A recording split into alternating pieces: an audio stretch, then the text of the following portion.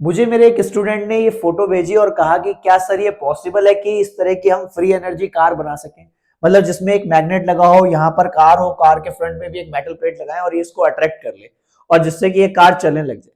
तो देखो बेटा, ऐसा ये पॉसिबल तो नहीं है, और क्यों नहीं है मैं उसका एक जेन्युइन और लॉजिकल रीजन भी दूंगा। बट उससे पहले आप सोच रहे हैं ये इस केस में पॉसिबल जरूर हो सकता है, जो मैंने एक छोटा सा बनाया है। इसमें क्या है कि एक गधा है, उसके ऊपर एक बंदा बैठा हुआ है। अब वो चाहता है कि ये गधा चलता रहे, तो उसने क्या किया, एक डंडी पे गाजर बांधी और उसको उसके आगे लगा दिया कि ये इसको खाने के चक्कर में आगे बढ़ता रहेगा। तो ये तो बढ़ सकता है, क्यों? क्योंकि ये गाजर एक कांस्टेंट डिस्टेंस पे रहेगी ऑलवेज।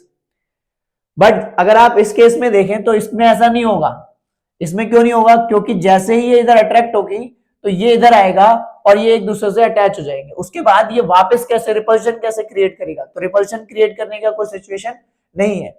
दूसरा, अगर आप ये कहते हैं कि इस क्रैंक को ही फिक्स कर देते हैं, इसको इस डिस्टेंस पे रहने देते हैं और इसको इधर रहने देते हैं, ये ऑलवेज इसको अट्रैक्ट करता रहेगा और ये आगे मूव करेगी, तो बेटा ये भी पॉसिबल नहीं है। बिकॉज क्योंकि ये जो फोर्स लगेंगे, ये मेटल प्लेट जो इसकी तरफ अट्रैक्ट होगी और ये मैग्नेट जब इस मेटल प्लेट की तरफ अट्रैक्ट होगा, तो they are equal and opposite force. तो न्यूटन का थर्ड लॉ ये कहता है कि एक दूसरे को ये कैंसिल आउट करेंगे। ये जो एक्शन एंड रिएक्शन फोर्स है, जिसके चलते कोई भी एक्सलेशन आपको नहीं मिलेगी। क्यों? क्योंकि these are not an external force, ये क्या है? Internal force. तो जो साइंस के बच्चे वो समझते होंगे यहाँ पर कि जो इंटरनल फोर्स होते हैं उससे ऑब्जेक्ट अपना इनर्शिया जो है चेंज नहीं कर सकता, मतलब अपनी स्टेट को चेंज नहीं कर सकता, तो ये एक्सलेट होगी ही नहीं गाड़ी कभी भी।